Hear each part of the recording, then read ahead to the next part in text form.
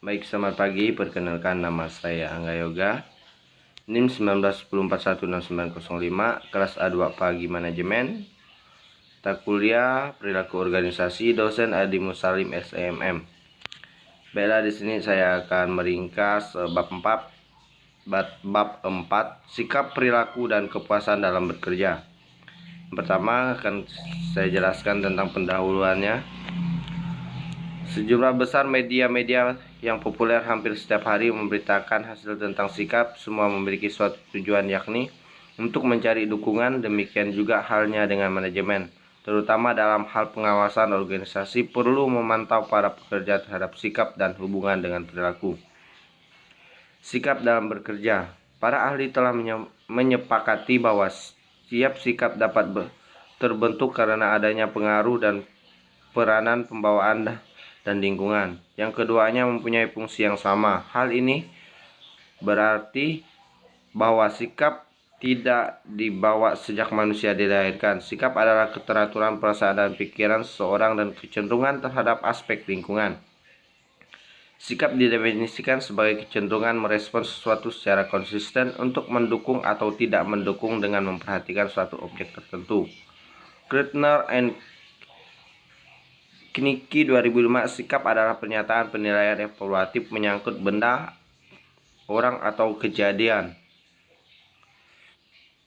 Jenis-jenis sikap ada 3, yakni A. Job satisfaction, yaitu sikap yang menentukan kepuasan seseorang terhadap pekerjaannya. B. Job employment, yakni sikap yang menggambarkan sampai sejauh mana partisipasi aktif karyawan terhadap pekerjaannya.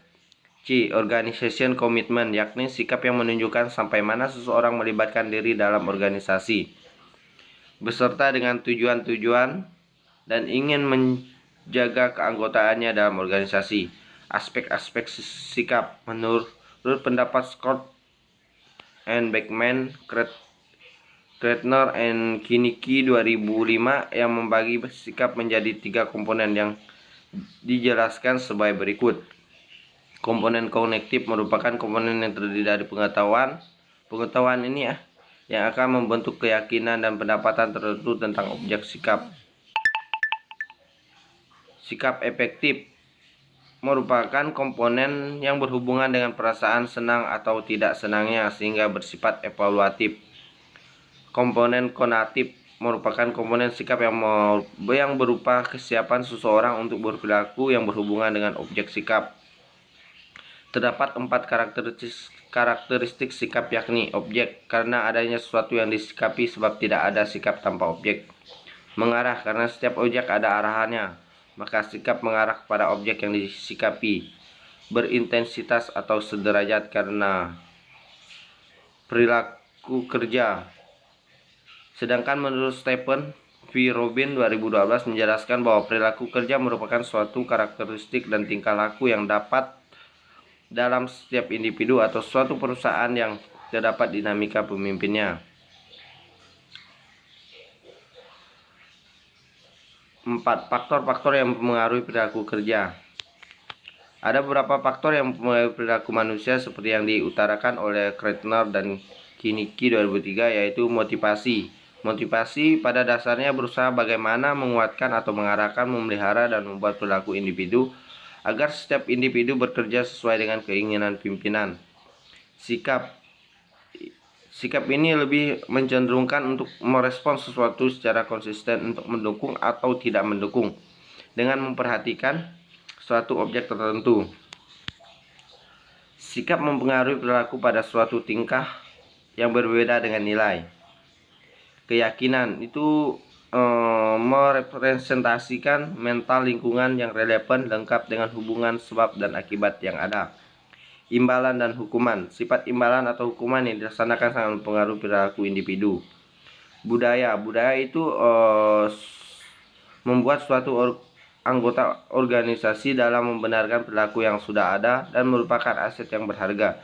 Jika perilaku tersebut tidak sesuai, maka penguatan ini akan menjadi beban habituality. Kepuasan bekerja.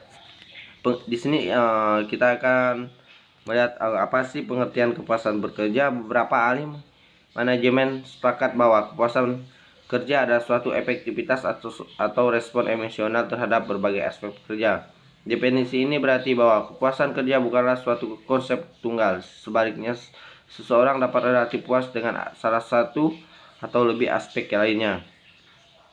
Faktor kepuasan kerja: kesempatan untuk maju, keamanan kerja, gaji, manajemen kerja, kondisi kerja, pengawasan, faktor insting dari pekerja, komunikasi, aspek sosial dalam bekerja, dan fasilitas. Beberapa korelasi kepuasan dalam bekerja. Motivasi keterlibatan dalam pekerjaan, perilaku sebagai anggota organisasi yang baik, komitmen organisasi, ketidakhadiran berhentinya karyawan, dan stres yang dirasakan. Mengukur kepuasan dalam bekerja. Kepuasan kerja adalah sikap umum seorang terhadap pekerjaan. Ada dua metode pendekatan untuk mengukur kepuasan kerja, yaitu angka nilai global tunggal, single global rating, atau skor penjumlahan. Di sini ada faktor fungsi yang mendorong kepuasan kerja. Yang pertama itu kerja secara mental menantang, ganjaran yang pantas, kondisi kerja yang mendukung, rekan sekerja yang mendukung. Jangan lupa kesesuaian antara kepribadian pekerjaan ada dalam Ken. Efek kepuasan dalam bekerja: kepuasan produktivitas, kepuasan dan kemakmuran. Kepuasan kerja dari suatu karyawan tertentu oleh tingkat kemakmuran, kepuasan tingkatan keluaran masuk karyawannya. Respon ketidakpuasan karyawan dalam mengungkapkan ketidakpuasannya. Exit: ketidakpuasan yang diungkapkan lewat perilaku yang diarahkan untuk meninggalkan organisasi. Suara atau voice: ketidakpuasan yang diungkapkan dengan usaha aktif dan konstruktif untuk memperbaiki kondisi. Kesetiaan atau reality: ketidakpuasan yang diungkapkan secara pasif menunggu membaiknya kondisi. 4 itu pengabaian atau neglect: ketidakpuasan yang dinyatakan dengan membiarkan kondisi memburuk atau Knight and Critter 2003. Kepuasan kerja pada umumnya mengacu pada sikap seseorang pegawai atau karyawan tidak terhadap pekerjaan. Baik, itulah materi ringkasan bab 4 yang dapat saya sampaikan. Saya ucapkan sekian dan terima kasih. Semoga materi ini bermanfaat untuk kita semua.